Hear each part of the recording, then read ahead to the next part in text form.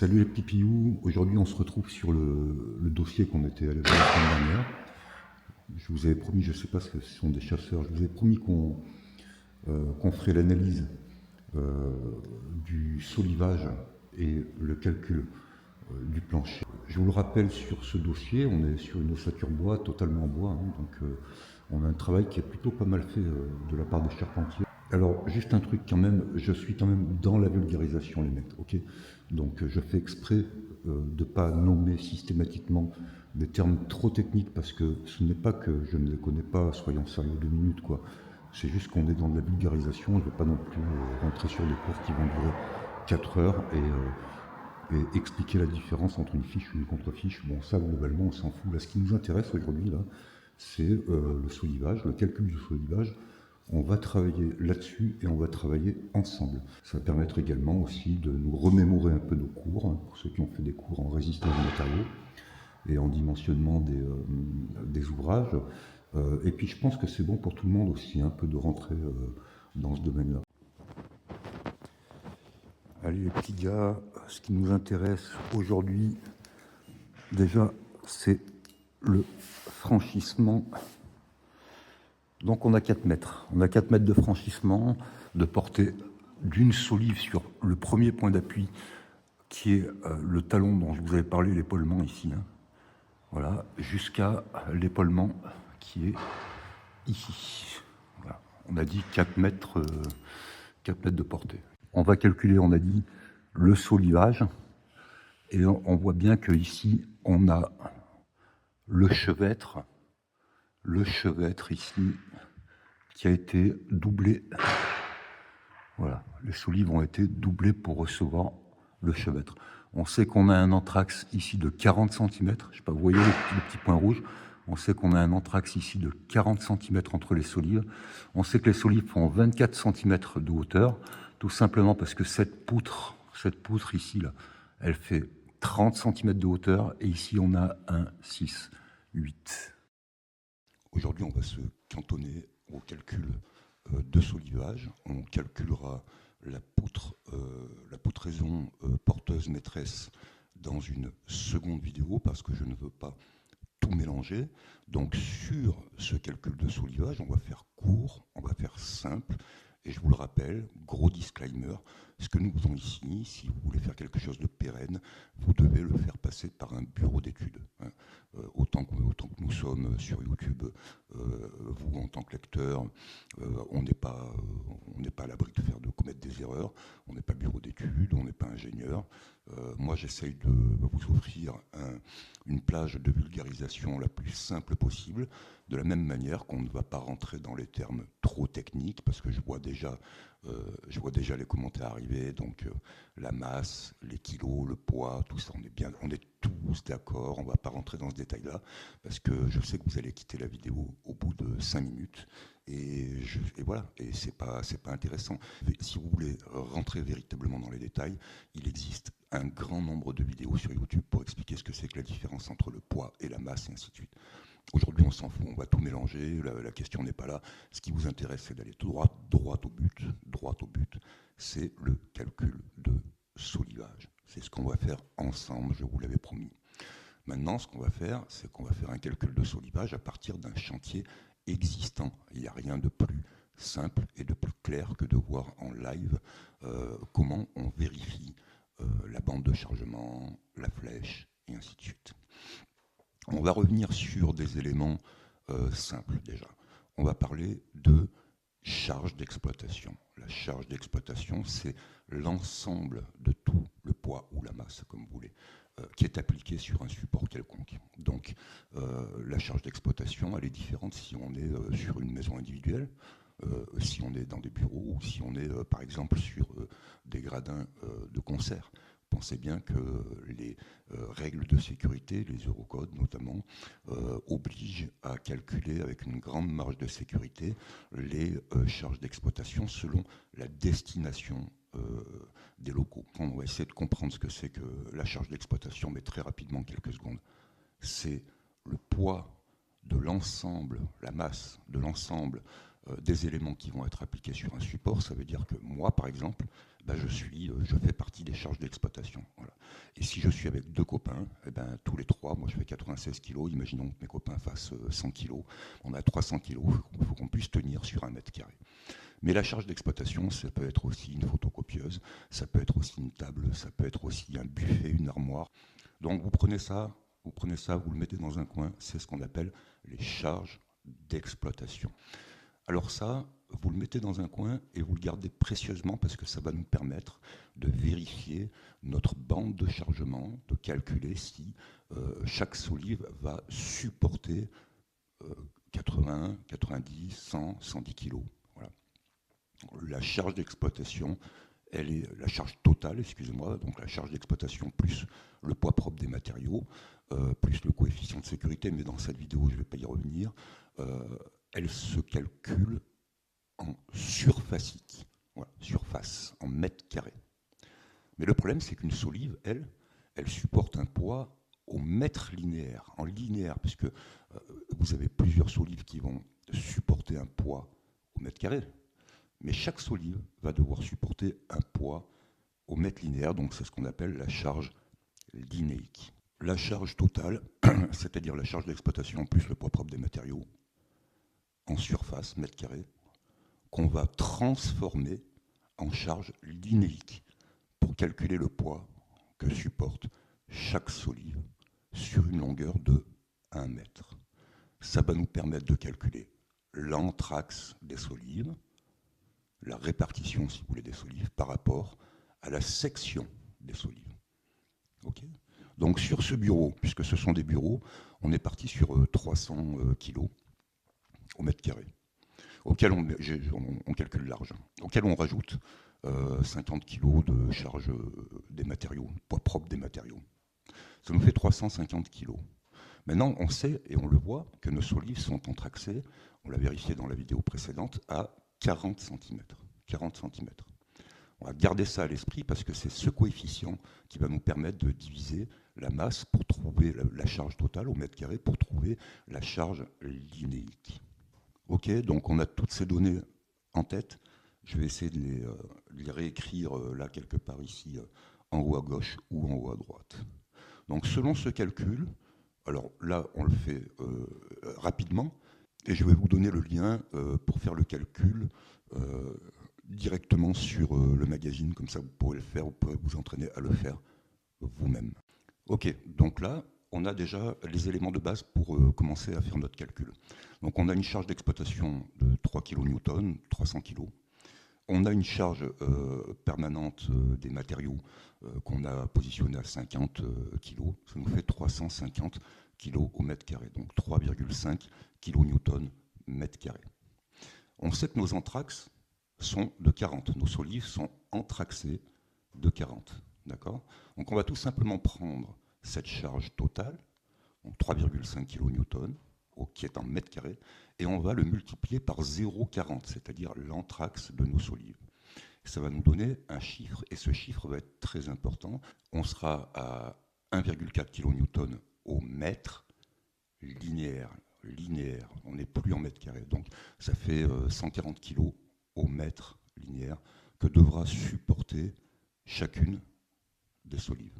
D'accord ? Puisqu'on est anthraxé à 0,40, donc on prend la charge totale en mètre carré et on la multiplie par l'anthrax qui est de 0,40.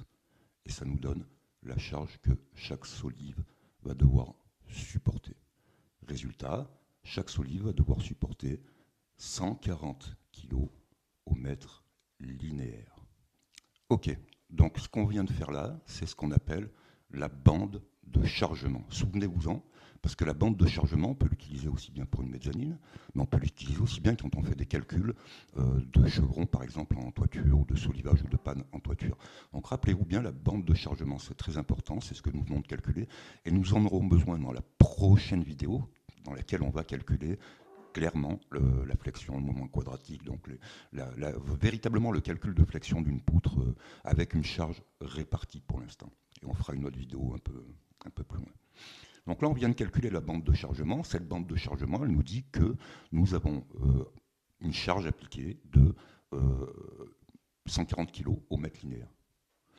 Donc, il faut qu'on trouve des solives, des sections de solives, qui acceptent de recevoir ce poids dans la mesure où leur flèche sera admissible, c'est-à-dire qu'elle ne sera pas, elle sera suffisamment mineure pour être absorbée par l'ensemble de la structure et l'ouvrage sera pérenne. D'accord? Donc on fait un petit récapitulatif. Bande de chargement, c'est la charge appliquée aux solives. Donc il faut qu'on trouve des solives qui vont supporter ce poids avec une flèche admissible. D'accord? Ça, c'est ce qu'on appelle, alors on peut le trouver dans les abacs, mais c'est ce qu'on appelle la capacité, c'est la capacité en définitive d'une pièce de bois à supporter la charge qui lui est appliquée avec un fléchissement qui va éviter également la déformation des matériaux. Pensez bien que si vous faites un plancher et que vos solives flèchent considérablement, votre plancher il va gondoler, il va se craqueler. Si vous faites du carrelage, c'est encore pire. Donc, deux possibilités. Vous pouvez vous rapporter aux abacs. Alors, j'ai trouvé, c'est dommage, elles sont assez difficiles à trouver finalement. Les fiches techniques, c'est bizarre qu'on n'en trouve pas en PDF partout. Mais on verra ça ensemble parce que nous, on va utiliser un calculateur de flèches que j'ai mis en ligne. Je vous mets la description effectivement du lien. Je vous mets le lien en description. Ça sera beaucoup plus simple. Pourquoi je vous dis ça? Parce que dans cette vidéo, on va calculer simplement le solivage. Et dans la vidéo suivante, on va calculer réellement les moments de force appliqués sur le fléchissement d'une poutre. Donc on ne va pas tout mélanger. Pour le moment, on fait simple. Vous allez utiliser un outil simplifié que j'ai mis en ligne sur le sous-domaine de monbâtiment.fr. Mais déjà, vous allez comprendre le phénomène. Donc, on a vu dans la partie introduction que notre franchissement, c'est-à-dire la longueur de nos solives, est de 3,95 m. Maintenant, ces solives, elles sont sur des épaulements, sur des talons. Donc, on peut partir du principe que le franchissement, la portée libre entre les deux appuis, elle est de 3,90 m. Pas de problème. Donc ça, on le garde parce qu'on va l'utiliser dans l'outil de dimensionnement des sections de bois. Longueur 3,90 m en mètres. D'accord. Ensuite, on va prendre la section de nos solives qui existent. Et vous verrez qu'ensuite, il faudra simplement calculer par rapport à votre cas de figure à vous. Hein. Donc la section existante là, des solives, elle est de 4 cm de base, la base B. Hein, 4 cm de base par 220 de 22 cm, si vous voulez, de hauteur. Et la base et la hauteur sont hyper importantes pour calculer le moment d'inertie, le moment quadratique.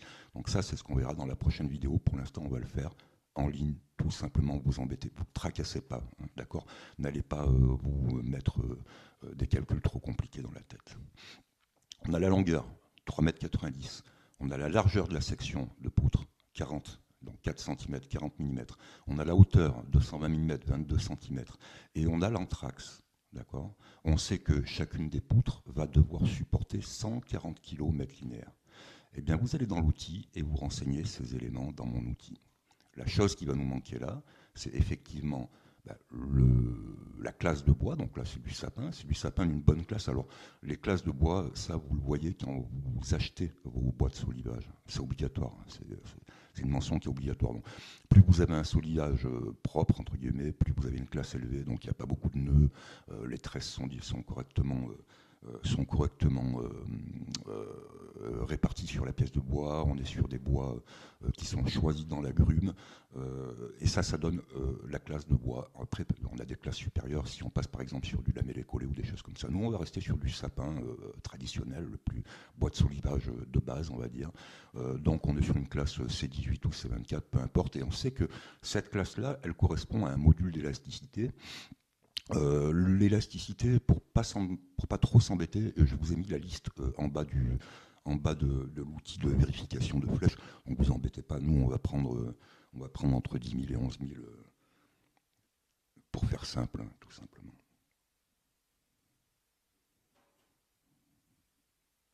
Alors, quand vous rentrez tous ces éléments et que vous appuyez sur vérifier, ça vous donne une flèche. D'accord. Il faut vérifier si cette flèche est admissible. Il existe un outil de vérification d'admissibilité, c'est une formule simple, invariable. C'est la longueur par longueur sur 300, je crois, si mes souvenirs sont bons. Bon, ça, vous faites un petit coup de chat GPT, ça vous le dira. Donc, on va avoir une flèche admissible, et on va vérifier que nous, notre flèche, dans notre cas de figure, elle rentre dans cette notion d'admissibilité. Je vous donne un exemple tout bête. Si on sait qu'on a une admissibilité de 12 mm, et que nous, dans notre calcul, on sort 11 mm de flèche, c'est bon, ça passe. D'accord ? Bon, l'idée, c'est d'avoir le moins de flèches possible. Si vous avez 12 mm de flèche admissible et que vous, dans votre calcul, vous êtes à 14 mm, c'est qu'il y a un problème. Soit vos anthrax sont trop larges, sont trop espacés, d'accord. Soit votre section de bois est trop faible en hauteur ou en largeur, mais c'est surtout la hauteur qui compte sur une section de solivage. Soit vous avez trop de franchissement, c'est-à-dire que la distance, la longueur totale d'une solive sur 2 points d'appui est trop importante. Donc vous avez 3 critères sur lesquels vous pouvez jouer. Alors la longueur totale, vous ne pouvez pas trop y jouer parce qu'en général, vous allez faire ça en rénovation et votre plancher, c'est la dimension de votre plancher. Donc vous allez pouvoir jouer sur l'anthrax ou vous allez pouvoir jouer sur la section des bois. Eh bien vous allez tout simplement reprendre mon outil de vérification de flèche et vous allez l'adapter en fonction des sections de bois que vous propose votre négoce. D'accord ? Donc si votre négoce ou votre scieur vous propose des bois en 45 par 240, eh bien vous refaites le calcul. Vous revenez dans la portée, 3,90 m, vous revenez sur la base 0,45, vous revenez sur la hauteur 0,240, je dis une bêtise, vous remettez votre module d'élasticité, 10 000, 11 000, et vous revérifiez. Et, et tant que votre flèche n'est pas admissible, eh bien vous continuez. Alors vous remarquerez que la bande de chargement correspond à l'anthrax, d'accord ?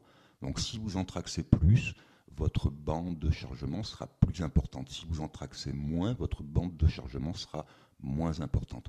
Nous, dans notre calcul, c'est 1,4 kN, c'est 140 kg au mètre linéaire.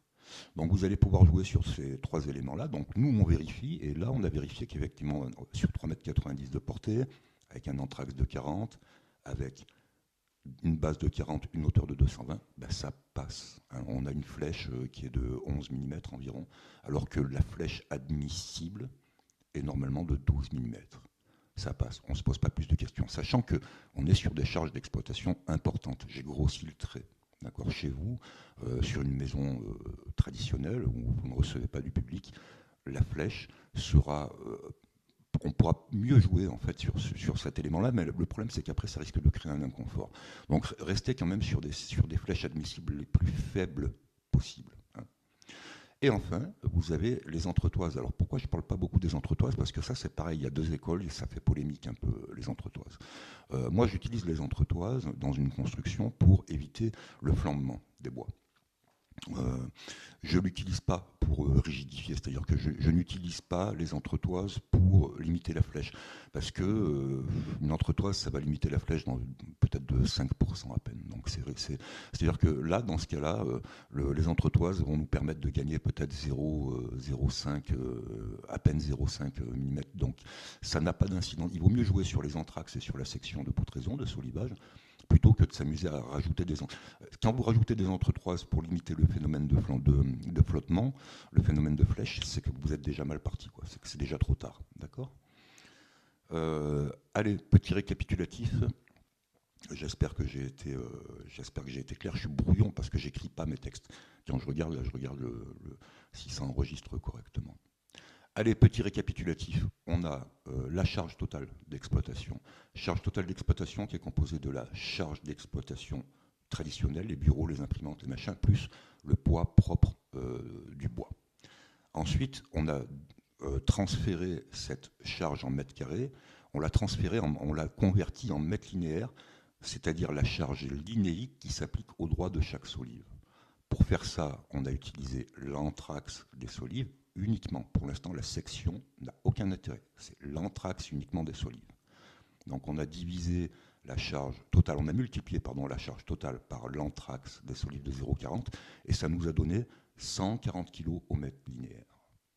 Ensuite, on va dans mon outil, pour l'instant, on va dans mon outil sur le sous-domaine de monbâtiment.fr et on rentre nos données. Nos données sont simples, c'est longueur, c'est la base, l'épaisseur de votre solive et c'est la hauteur de votre solive. Dans ce module, vous rajoutez la charge appliquée qui est de 1400, là, parce qu'on est en newton, sinon c'est 1,4 kN.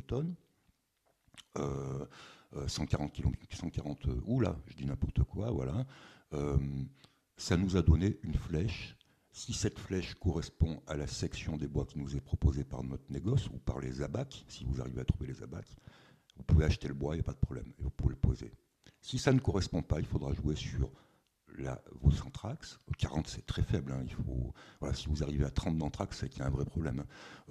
Ou alors faire une économie. Si vous êtes vraiment large, vous pouvez légèrement espacer vos anthrax à 50, 54, 55, si vous voyez que votre flèche est toujours admissible, auquel cas vous allez économiser le nombre de solives ou sur la charge totale, si jamais il y a un problème de poids par exemple. Voilà, j'espère que ça a été clair. Ça, c'est donc le deuxième épisode sur le calcul du solivage. Dans le premier épisode, on a fait un gros tour, vision complète, on a vu un peu les éléments. Dans cet épisode, on a calculé ce qu'on appelle la bande de chargement.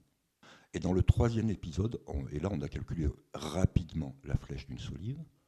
Et dans le troisième épisode, on calculera très précisément les efforts appliqués sur la poutraison centrale de notre mezzanine, de manière à vérifier si la flèche, encore une fois, est admissible par rapport au nombre de solives et à tout le poids qu'on a appliqué sur l'ensemble, puisque je vous rappelle que ces solives-là, elles vont reprendre le mur extérieur ou le mur de refend, donc là, il n'y a pas de problème de descente de charge, mais elles viennent s'appliquer sur une poutraison intermédiaire. Donc là, il faut bien qu'on calcule la descente de charge pour vérifier si la flèche est admissible. Et ça, on le fera dans un troisième épisode. Dans le quatrième épisode, et après on aura terminé, on expliquera la notion de chevêtre, et on verra que tous ces éléments de calcul là qu'on vient d'utiliser vont être appliqués à l'ouverture qui permet de réaliser le chevêtre de l'escalier. Donc ça aussi c'est important. Voilà. Et on aura fait le tour. Je vous remercie. Abonnez-vous les amis. On est arrivé à 3300 abonnés, c'est super. Je vous remercie. Les commentaires sont super. Vous êtes au top, clairement. Donc on continue à s'abonner, ça fait du bien, moi ça me récompense, entre guillemets, ça récompense mon travail, bien sûr, mais surtout ça donne de la visibilité à la chaîne, et c'est génial. Et je vous remercie, je vous dis à bientôt. Tchou.